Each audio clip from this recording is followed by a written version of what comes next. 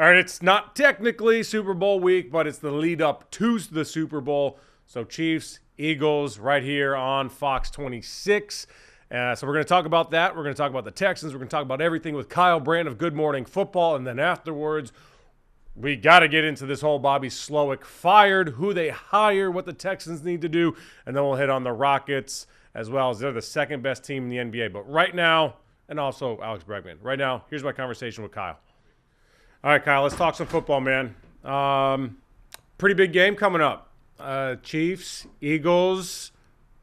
Who you got? Let's just start off hot. You want to start with the prediction out of the gate, Kunkel? Why not? People are going to stay for your opinions and your hot takes later. True. Yeah, I'm the kind of guy who likes to eat the cheesecake before the salad. Why not? A true man. Here's my. Let's peel back the layers to get to the prediction.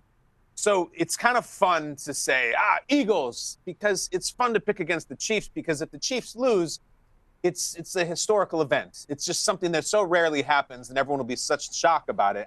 But I have to come back to the facts if I'm going to try to be accurate in my prediction. 17-3 in the playoffs for Mahomes. It's the stupidest number I've ever heard. It seems completely made up. It seems like an Onion article. It's true. 17-3. And then the other one on top of that I'm big on this week and next week is that Steve Spagnuolo has been coaching the Chiefs defense now for 5-6 years. He has coached 18 playoff games. In 0 of the 18 playoff games, the other team has had a 100-yard rusher. It's never happened under Spag's watch. And this is guys like Derrick Henry, Josh Allen, Lamar Jackson, all these crazy athletes no one's touched 100. So the Eagles' best player on the team is Saquon, who gets like 250 when he wants to. That's the line of demarcation right there. 100 yards. I don't know if Saquon doesn't hit 100, I don't think the Eagles can win. And everything in the Chiefs' history and present says he won't. So that's my cheesecake. That this if you're going to spit this dessert out because you hate it, I'm sorry. I think the Chiefs are going to three-peat. So it's so weird because when I look at the rosters, the Eagles seemingly, I think, have a better roster. The Chiefs just don't lose. They do. I don't know that they're the best team every year, but they're the best team every year when it matters most, especially in the biggest moments. Like we saw that against the Texans. We're obviously down here in Houston. Like the Texans, you could make an argument that the Texans, for most of that game, were the better team. They moved the ball at will. They didn't punch it in. So like again, in the biggest moments, they were not the better team when it mattered most. And when you get into the playoffs, it's those moments that matter the most. And special teams matter even more because both defenses are good. Both offenses are pretty good. So it comes down to such a small portion of the game. Like, I don't know that we've seen a team be as, like, not wowie on paper. And every time we watch them, like, I don't know. Like, I don't understand it. Like, what team can you relate to that's like this, that is legitimately great? You know who I relate it to? And this is a throwback. It's not a team, but it's an athlete. They're like Greg Maddux. And Maddux didn't blow you away. Yeah. He just didn't have the huge gas. And his fastball by the end of his career, I think, was 88. But the thing would move like 9 inches. And he just worked you. And he knew how to make you take when you should swing and swing when you should take. And you're like, look at this guy. He's not big, and he's not super talented with his speed, but Maddux was an incredible fielder. He always won the Gold Glove. And by the time you knew it, you're walking back to the dugout, and Maddux struck you out again. And it's the same thing with the Chiefs. They have flashy parts and really talented guys, of course, but you're like, especially if you're Philadelphia, you're like, we got the horses. We got a way better roster. Look at all these guys we got. And then you walk off the field, and Maddux struck you out again. That's just what it feels like. You can't blink at all, and when you blink, you're out. What's the more, like, there's a lot of drama, I feel like, in this game. Maybe not more than normal. There always is drama, especially when we have 2 weeks to talk about it. But I think there's a legitimate debate with Patrick Mahomes and Tom Brady if he goes for the three-peat, something that has never been done. It is the only GOAT debate that is actually real. Nobody actually believes LeBron is better than Michael. We have that debate because it fills up all this time on cable television. This one is actually real. Where do you fall in line with it, if it happens? You know, Kunkel, there are people out there who I think maybe they're in mental institutions who think social media LeBron gives everyone is a better voice. than I get Jordan. it. I've heard people say it. Yeah, well, no. I've heard people say it, and people who apparently have a very large platform because people pay them to say it. I've never said it, but I will also say this: it's an incredible thing when Brady wrapped it up, and even when he had won, I don't know, 4 or 5, even when he gets to win 6, and then, oh my God, he went to a new team and won one in the first year. All the refrain was, "We will never see this again. There will never be another Brady. This is the all-timer." And not only are we maybe seeing it, we're seeing it like 10 minutes later. He just retired. This is not 30 years down the line when Peyton's grandson enters the league or Brady's kid is doing it himself. This is a guy who played against Brady. And yet, I don't think he's there yet. He lost against Brady, though, in the Super Bowl. He did lose to Brady in the Super Bowl. He lost against Brady in a Super Bowl. He lost against Brady in a title game. And Brady's played in 10. Brady's played in 10 Super Bowls. He's won 7 of them. He also played in a couple of conference title games that he lost. So 3 in a row is incredible, and it's catnip because Brady never did it. But to me, it's still the length and the 18 years that Brady did it, losing all these coordinators. Brady got suspended for a month by the league in the middle of that dynasty. I don't think that's coming from Mahomes, but he went through a lot of crap and still had more Super Bowls. I still think he's the greatest. Yeah, I think I fall in line with you because longevity in this sport in particular is damn near impossible to achieve. Like, you can have a blip, and this is obviously not a blip. It's a poor way to describe it because going back to back to back is so hard, especially with the salary cap and the way the league is built. But to do it over a period of time is so hard. Now, what about this debate? Andy Reid versus Bill Belichick if Andy Reid gets another one. That's a good one, too. You know why it's Belichick? Because he doesn't really, he coached in Cleveland and it didn't work out. But part of Andy's legacy that shouldn't be forgotten is that Philadelphia finally partnered with him. They're like, we just can't do it, Andy. We love you and we've got a lot of success, but we just keep losing these title games and we just got out-coached in the Super Bowl by Belichick. And finally, Andy was looked at as the guy who didn't know how to manage the clock, would always blow it late in games. And that was a large portion of his career. So he's done remarkable things in Kansas City, obviously, and he's going to be the all-time wins leader someday. But in terms of success and results, I'm just not ready to have this conversation. I don't think it's Mahomes over Brady yet. I don't think it's Reid over Belichick. We got to do this a few more times, and then we'll have it. I know we're so eager to have it. I'm not ready yet. But I love it because normally I hate these things because it's like filling dead air. These, I think, we're starting to have legitimate conversations, and it's a little bit more apples to apples versus the apples to oranges in the NBA debate because the game has changed dramatically. I think these two are close enough to where they played with some of the same rules where you can't really do it with Dan Marino and some of the old guys because the game was completely different back then versus what they're able to do now and stay healthy, can't touch the receivers, et cetera, et cetera. Let's talk about some of the young quarterbacks in the league because I think some people probably got a little scared, like Tom Brady bows out, Peyton Manning bows out, no more Drew Brees. Like how are we going to replace these guys? Then all of a sudden, C.J. Stroud comes in the league. Now we got Jaden Daniels in the league. Patrick Mahomes just hasn't stopped winning since he got in the league. I don't know that there's a league that replenishes all-star quarterbacks. It's the hardest position to play in all of sports the way that they are doing right now. And the position, do you think it's evolving? Like, how do you see, are these guys doing it their own rate or just, like, how do you see these guys coming in and doing their thing right now? Thank God for them.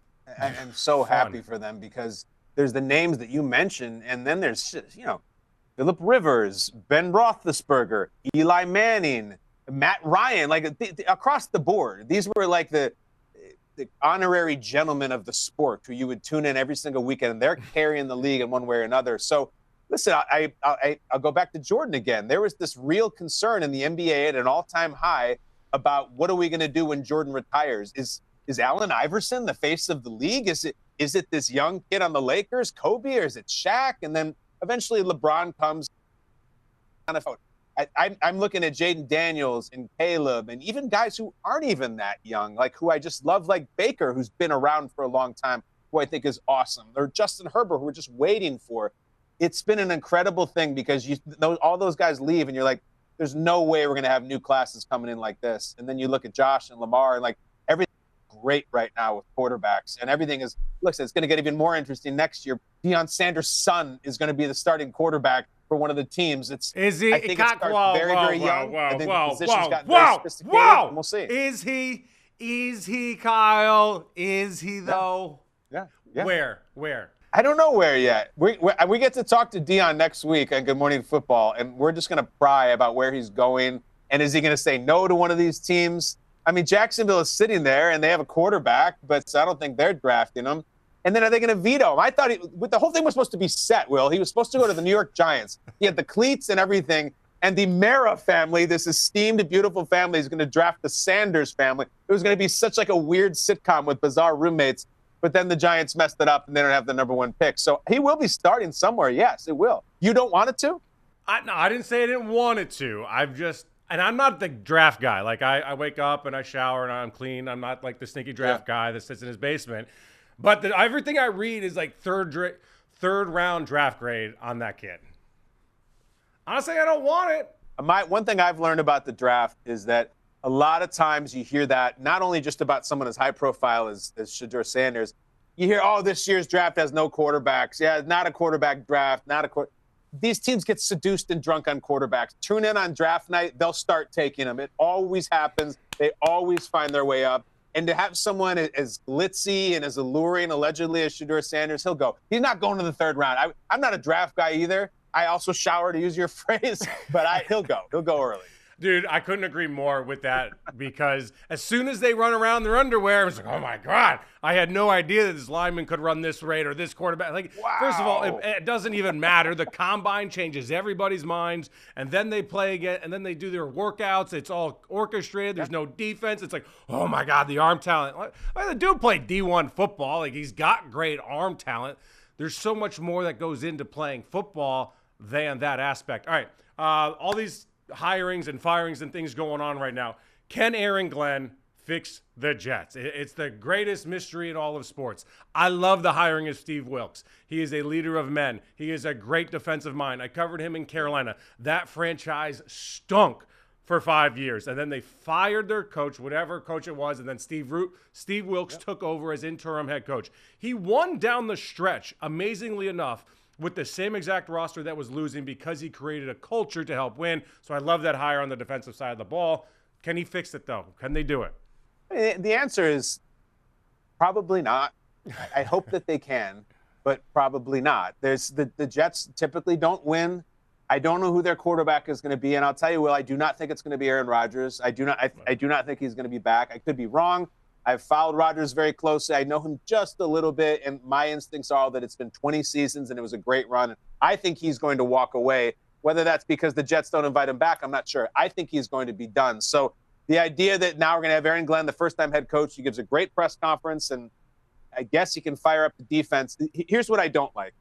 I could not care less as a football fan, as enthusiast, that this new coach on any team used to play for the team. I don't care that they allegedly know the city, that they know what the Jets are all about. That to me is just window dressing for fans, and it could not be less important to me. I just want someone who knows what the hell they're doing, who knows how to motivate, who knows how to use their timeouts properly. I couldn't care less if the Jets hired a lifelong Patriot. They could have brought Mike Vrabel, who was bring the Jets in Fireman killer, Ed if that's the case. And they would have been celebrated. That's a nice thing, but I don't care. Just bring in Fireman Ed if that's the case. Coach. Fireman Ed would probably be exactly the kind of thing that they'd get fired up about. Bring him in here, and then we'll have all the other Jets celebrity fans, and they'll go crazy for it, and we'll spell out the team name. You're right. All right, really quickly, since we are in Texas, your thoughts on the Cowboys. And you're in Houston, so you can say your God's honest truth. You know what's crazy, Will? I'm going to surprise you. I'm Team Schottenheimer right now. I really am, and I'll tell you why. I'm so disgusted by the universal panning and the middle fingers that the internet gave the Cowboys for hiring Brian Schottenheimer. And I'll tell you why, again, because for weeks we heard, oh, my God, you're going to hire Deion Sanders. That's not a real coach. You're just doing it for splash. You're doing it for style. And then they hire Brian Schottenheimer, who is the definition of not a splash, not style, but is a coach lifer and probably knows a lot of things. And then they're like, oh, this is a boring hire. I like things that the internet hates. So I am in favor of Brian Schottenheimer. It's going to be a hell of a tall task next year in that division, but he knows Dak. He knows the offense. I actually think it'll be a pretty good hire. That's my All right, I'll surprise you really quickly before we wrap this thing up. I thought that a Deion hire would have been okay. Like, you've got to have a star that can deal with Jerry, understand Jerry, maybe outshine Jerry, and not worry about Jerry being Jerry, because your star is big enough that you feel comfortable enough that you don't have to deal with it, because it's a lot to deal with over there, man. So I wanted to know, Will is very heavily in favor of Dion, and he's a huge hater of Shedeur. That's where you stand on the Sanders. We've established that today, and I hear it loud and clear. Not only that, it's personal, too. It's very personal. Fans, remember that. This is personal. I can tell. I appreciate you. I'm going to let you go. You're the man. Thanks, Kyle. I appreciate you too, man. You're the best, genuinely. I could have that type of conversation with somebody that knows ball all day long. Kyle is the best. Thank you, Brandt, again, for coming on the show. All right, so last week, it was me, DJ Bieniemy, Cody Stoosh, Landry Locker. They all sat here right next to me on Kickin with Kunkel. If you missed it, go back and watch it. We had a Texans roundtable wrapping up the season, what needs to happen, what has to change, obviously focusing on the offensive side of the ball, because the defensive side of the ball under DeMeco is so dang good. But at that point when we recorded, Bobby Sloak still hadn't been fired. My take was that I thought DeMeco was going to keep him, but maybe bring in a veteran mind to help him. That's not obviously what happened. They got rid of Bobby. I trust DeMeco in this move entirely, and I always thought that you couldn't maintain, like you couldn't stay stagnant. You couldn't just run it back next year and hope it figured itself out, because then if it didn't, then you'd have to fire Bobby, and then if you didn't have anyone behind him that you thoroughly trusted and had called plays in the NFL, you had nowhere to turn, and you kind of are about to waste the season. Now, with that being said, this hiring that DeMeco's about to make on the offensive side of the ball for offensive coordinator is a massive, massive hiring, because this could potentially dictate his legacy. Because if he gets the wrong guy and they got to move on again, that means they didn't have success. And that means now DeMeco's seat's getting a little bit hotter. Because there's one thing of being a great defensive coordinator. And DeMeco Ryans has made it very clear to the NFL and to everybody watching here in Houston that he has an elite defense, whether he's got the players or not. He knows how to run a defense, because when they're healthy, they're amazing. If they're not healthy and they're down 5 starters, they go to Green Bay, they force 3 turnovers. They were amazing in that game, and they still lost because the offense was so damn bad. And that's the thing with this team right now. The Texans are right there. They just have to have the offense be better than horrible. So if you bring in the right guy, this team is in a legitimate Super Bowl conversation. Obviously, things got to go your way throughout the season. All right, I understand that. You got to stay healthy. And they weren't even healthy down the stretch, but they still put up a fight against the Chiefs. But the Chiefs are a better team. The Chiefs are better when it matters most, as Kyle and I were just talking about. We don't need to rehash all of that. But this hiring is huge for DeMeco. It's going to create his legacy one way or the other. Football is that much of a team game that if the offensive, like DeMeco is an elite defensive mind, that's what he was hired to do. But as a CEO, he now needs to do that. And that is what a head coach does in the NFL. That's hire good people around him while you still do your job.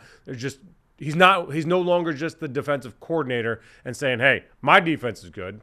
They got to figure out the offense. No, it's up to you to go out and find the guy that can make that offense work. As for Bobby, listen, I think that he can be a good offensive coordinator in this league. I just think he needs to figure out a way to adapt and find what plan B is. It's not a coincidence that he didn't really have a plan B or anywhere to turn. And we saw that because they couldn't score a touchdown in the second half for like 2 months of the season. Because the opposing side, their defenses adapted, they changed, and you didn't have an option to go to. That's what this next offensive coordinator needs to do. I'd like to find somebody that's called plays in the league. I know that's a little harder to do because those guys are either getting head coaching jobs or don't want to move. Like a Greg Roman, he's in LA now with the Chargers. He's not leaving there at this point. And then Ben Johnson, now the head coach of the Chicago Bears. So DeMeco's likely going to have to hire somebody that hasn't done it before, comes from a good tree, and was integral in an offense elsewhere. Let's now talk about the Rockets, because I think the Rockets are now becoming a serious playoff, not only to get to the playoffs, obviously. They're the second best team in the NBA. They're the second. Are they second or third? No, they're in second place in the West. third best team maybe in the NBA, whatever it is.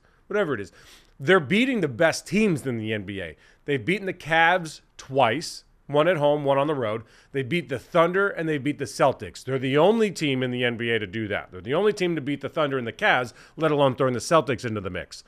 And to see the way that this team competes and to see the way that they play on the defensive side of the ball is so damn fun. It's so inspiring and it's so different for the NBA. That there's such a buy-in there for Ime Udoka's system that if they want to go out and trade for De'Aaron Fox or some other star offensively, it's a very hard thing to do to add a player that may not have the buy-in to this system that is the antithesis of the NBA. It is not what NBA players want to do. They don't want to go out there and play hard defense for the entire game. They want to go out there, run around, get their points, get their numbers, and get paid. Like, that's what the NBA has become. And that's why it's struggling a little bit right now with the ratings, because it's all about the three ball. It's not about team ball. Now, the Rockets play a little bit more team ball. They got young stars that haven't gotten extremely paid yet, so they're still bought in. So to bring in an outsider that may or may not buy in could ruin everything. And I think this is a special group. This isn't like, one of the big three teams where you have the three big stars, and whether it be Steph, Clay, KD, Kevin Durant, Paul Pierce, or Rondo. Was that their third? Whoever it was. Irrelevant. You get the point. This is built from the ground up for the most part. They added Steven Adams to fill in an area there. They added Fred VanVleet to add in an area here. But the rest of them are all homegrown talent. Now, some of them aren't going to be here long term because you can't pay everybody. But the point is they've been raised to believe that this is the way that you succeed in the NBA. And it is for them right now. Now, Jalen Green is coming into his own, and if he can become an alpha superstar in this league, which it looks like he's on the trajectory for that, then they can be even that much better. But all the cards will be on the table come playoff time because this team is going to make the playoffs. Now, can they do it when it matters most, when the teams are all now playing defense and they're trying to take away your best player and they're trying to take away what you do best? That's going to be fun to watch. Cougs are still awesome. I got to wrap this thing up. Find the whole episode on YouTube or on Fox Local. Like, subscribe, the whole 9 yards. We got a whole lot more coming up in the future. I got Houston head football coach Willie Fritz on the show in the future. I got Simone Biles on the future as well, on an episode in the future as well. We got a lot of fun. And, of course, we're going to head down to spring training with the Astros. February 12th, I get down there. And then the plan is to have Chaz McCormick in studio before all that as well. All right? So thanks for watching. Thanks for tuning in again.